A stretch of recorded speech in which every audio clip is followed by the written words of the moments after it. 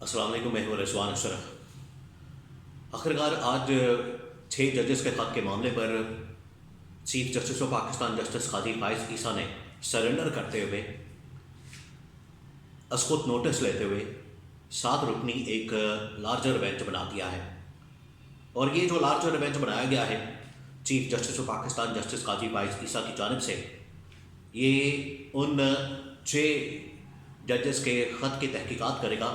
جو اسلام آباد high court کے 6 ججز کی جانب سے، ایگزیکٹو کی جانب سے یا انٹیلیجنس اداروں کی جانب سے ان کے کام میں مداخلت کی جا رہی تھی، اس کے براہ راست الزامات انہوں نے عائد کیے اور ایک خط کی شکل میں یہ تمام واقعات کو، الزامات کو رپورٹ کیا اور سپریم جوڈیشل کونسل کو بھیج دیا۔ اس کے بعد پورے ملک کے اندر ایک بنچال پیدا ہو گیا، پورے ملک کے اندر ایک زلزلہ آ گیا، اور آج جو ہے اس کو ایک ڈائریکشن ملی ہے، اور chief justice of Pakistan justice Qazi Faez عیسیٰ نے اسقط نوٹس لیتے ہوئے اس کی جو سماعت ہے وہ بدھ یعنی کہ پرسوں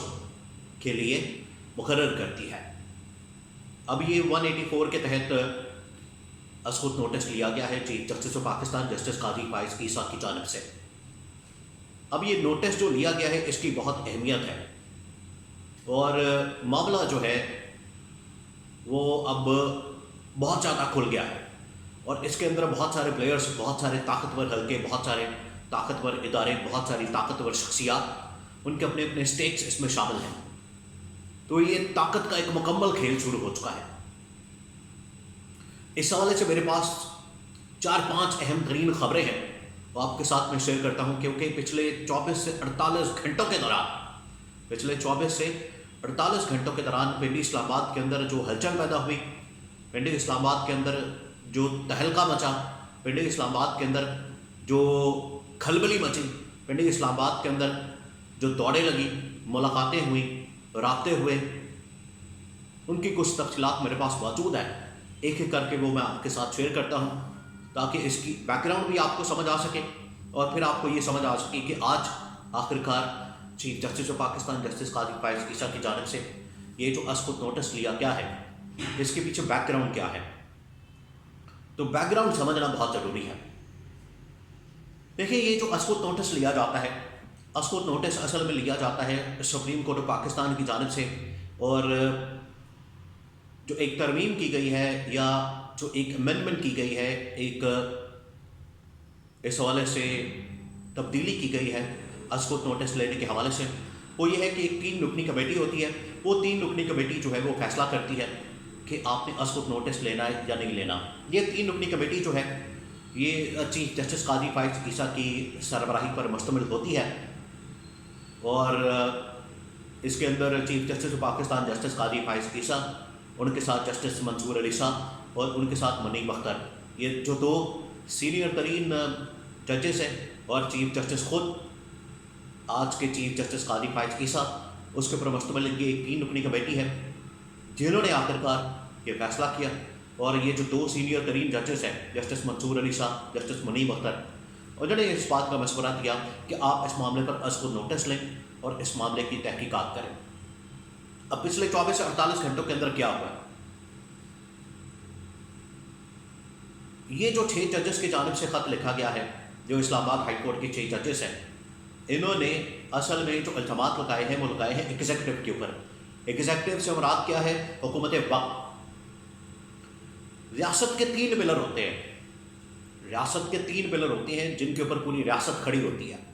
وہ 3 پلر جو ہیں اس میں پہلا پلر ایگزیکٹو یعنی کہ حکومت وقت، دوسرا پلر پارلیمنٹ لیجسلیچر، اور تیسرا پلر ہوتا ہے عدلیہ۔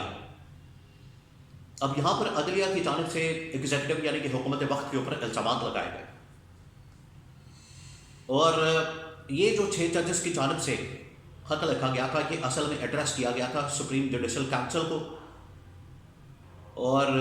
عدلیہ کے ایک ایسے ادارے کو جہاں سے رہنمائی ملتی ہے، جہاں سے گائیڈنس ملتی ہے۔ تو 6 ججز نے ان 5 ارکان پر مشتمل سپریم جوڈیشل کونسل کو ایک خط لکھا کہ آپ ہماری رہنمائی کریں کہ ہمارے اوپر اس طرح کے پریشر آتے ہیں، ہمارے اوپر اس طرح کا پریشر آتا ہے، ہمیں انفلوئنس کیا جاتا ہے اور ہمیں فیصلے اپنی مرضی کے مطابق کچھ لوگ چاہتے ہیں کہ ان کی مرضی کے مطابق دیے جائیں، تو یہ ہمارے لیے ناقابل قبول ہے۔ تو اس کے اوپر ہماری رہنمائی کریں کہ ہم کیا کریں۔ یہ خط لکھا گیا تھا، تو اس میں ایگزیکٹو کے اوپر الزامات لگائے گئے تھے، کیونکہ ایگزیکٹو کے ماتحت ہی انٹیلیجنس کے ادارے آتے ہیں۔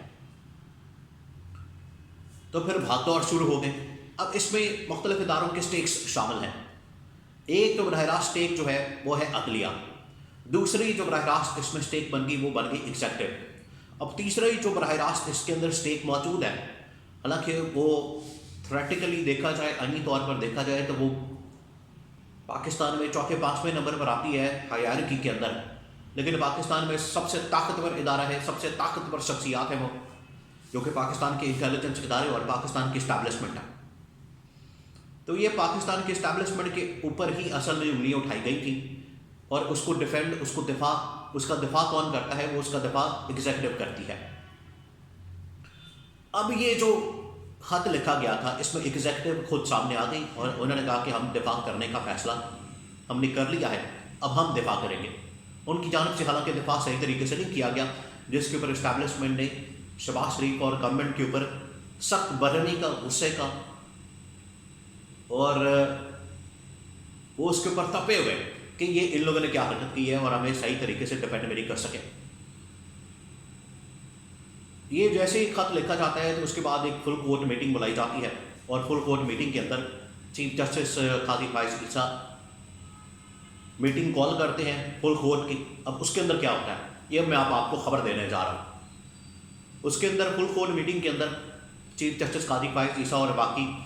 جو ججز ہیں وہ بیٹھے ہوتے ہیں اور اس معاملے کو دیکھتے ہیں کہ ہمیں کیا کرنا چاہیے۔ اب اس میں دو اختیارات موجود ہیں سپریم کورٹ کے پاس۔ ایک تو یہ کہ انتظامی طور پر دیکھا جائے کہ آپ اس کو ایگزیکٹو کو بھیج دیں اور وہ اس کے اوپر کوئی کمیشن بنا دیں، اس کے اوپر جو ہے وہ تحقیقات کریں، وہ کمیشن کی شکل میں ہی ہو سکتا ہے، یا پھر یہ کہ اس کو عدلیہ کے ڈومین میں لا کے از خود نوٹس لے لیا جائے، یا ایک لارجر بینچ بنا دیا جائے، یا ایک فل کورٹ بٹھا دیا جائے۔ یہ آپشن تھے چیف جسٹس کے پاس یا عدلیہ کے پاس۔ اور اس میں جو میجورٹی تھی، خبر یہ ہے کہ میجورٹی جو تھی وہ چاہتی تھی کہ ہم اس معاملے کو ایگزیکٹو کے ہاتھ میں نہ دیں، اپنی جو داڑیاں اب کسی کے ہاتھ میں مت دیں، عدلیہ کا معاملہ ہے، عدلیہ کے اندر ہی رہنا چاہیے۔ اور یہاں پر جو ہے نہ صرف انہوں نے جو موجودہ چیف جسٹس قاضی فائز عیسیٰ ان کے متعلق بات کی ہے کہ ان کے نوٹس میں ہم لوگ لائے تھے یہ معاملہ، پھر جو سپریم جوڈیشل کونسل کے ایک رکن اسلام آباد ہائی کورٹ کے چیف جسٹس عامر فاروق، ان کے نوٹس میں بھی یہ 6 ججز معاملے کو لائے تھے، لیکن ان کی جانب سے کوئی بھی خاطر خواہ کوئی اقدامات نہیں کیا گیا۔ آخرکار پھر یہ مجبور ہوئے، اور مجبور ہونے کے بعد انہوں نے خط لکھا اور خط جو ہے وہ لیک ہو گیا۔ تو یہاں پر ججز نے کہا کہ ہمیں ایگزیکٹو کے پاس نہیں جانا چاہیے اور ہم نے یہ معاملہ خود نمٹانا ہے اور ہم نے یہ معاملہ خود دیکھنا ہے۔ لیکن چیف جسٹس آف پاکستان نے خود سے ہی پرائم منسٹر کو کال کر دیا، پرائم منسٹر سے ملاقات طے کر لی اور شہباز شریف کے ساتھ ایک ملاقات ہو گئی۔ اب شہباز شریف نے ملاقات کر لی، شہباز شریف دوسری جانب اعظم نذیر تارڑ اور اٹارنی جنرل منصور عوان تھے، ادھر جو ہے وہ چیف جسٹس آف پاکستان اور ان کے ساتھ منصور علی شاہ تھے، وہ چلے گئے ملاقات کر کے۔ کابینہ کی میٹنگ ہوتی ہے، کابینہ کی میٹنگ کے اندر یہ طے پاتا ہے کہ ایک کمیشن بنایا جائے، ایک رکنی، جس کو چلائیں گے جسٹس تصدق جیلانی جو کہ سابق چیف جسٹس ہے۔ اب یہ کمیشن جب بنایا جاتا ہے تو یہ پتہ لگ جاتا ہے کہ یہ چاہتے کیا ہے، لیکن اس سے پہلے ہی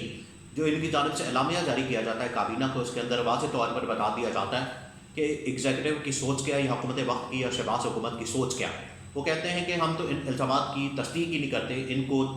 مسترد کرتے ہیں، ان الزامات کی تردید کرتے ہیں اور ان الزامات کی نفی کرتے ہیں، اور یہ بڑے نامناسب قسم کے الزامات ہیں۔ تو پہلے ہی، یعنی کہ فیصلہ آنے سے پہلے ہی، تحقیقات ہونے سے پہلے ہی، انویسٹیگیشن ہونے سے پہلے ہی انہوں نے ان الزامات کو ریجیکٹ کر دیا اور ان کی نفی کر دی۔ تو پھر یہ ایک رکنی کمیشن جو ہے وہ کس طرح سے اس کی غیر جانب طریقے سے یا انڈیپینڈنٹ طریقے سے، یہ ٹرانسپیرنٹ طریقے سے تحقیقات کر سکتا ہے جب آپ نے فیصلہ ہی پہلے سنا دیا۔ تو یہاں پر یہ طے ہوا تھا۔ اب میں آپ کو ایک اور خبر دے دوں، اسٹیبلشمنٹ اور گورنمنٹ پاکستان یعنی کہ شہباز شریف کے درمیان یہ طے ہوا تھا کہ آپ نے اب اس کے اوپر مٹی پاؤ پروگرام کرنا، آپ نے اس کو آگے نہیں لے جانا، اور ہم آپ کو ایک بندہ دیتے ہیں، ایک ایسا نام دیتے ہیں جو کہ اس حوالے سے بیٹی باؤ پروگرام میں ہمارے ساتھ شامل ہوگا، اور اس کو یہ 6 ججز کا جو خط ہے اس کی تحقیقات کا معاملہ اس کے سپرد کر دیں، اس کو دے دیں، بعد میں ہم جانیں اور وہ جانیں۔ اور جسٹس تصدق جیلانی وہ اس میں آ جاتے ہیں اور بعد میں وہ خود بھی پھنس جاتے ہیں۔ اب ان کی جانب سے بھی انکار کر دیا گیا، وہ بھی اس کمیشن سے نکل گئے، گورنمنٹ بھی پھنس گئی، اور عدلیہ کے اوپر بھی بہت زیادہ پریشر آ گیا۔ عدلیہ اب کرے تو کیا کرے؟ پھر آج جو ہے وہ عدلیہ کی جانب سے، چیف جسٹس آف پاکستان کی جانب سے آخرکار اسقط نوٹس لیا جاتا ہے، اور اسقط نوٹس لینے کے بعد ایک 7 رکنی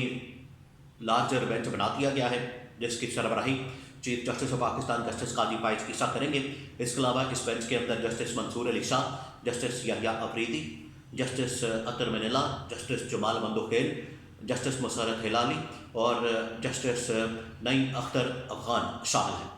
یہ 7 رکنی لارجر بینچ ہے جو کہ بنا دیا گیا ہے،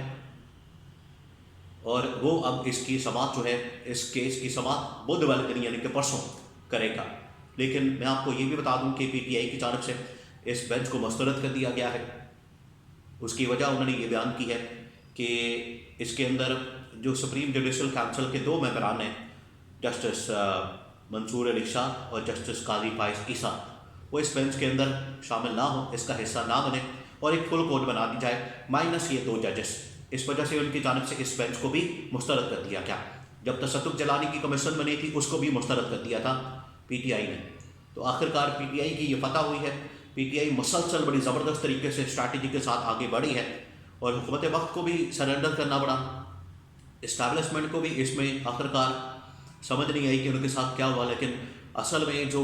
حکومت وقت ہے ان کی ناکامی اور ان کی نااہلی جو ہے وہ گلے پڑ گئی ہے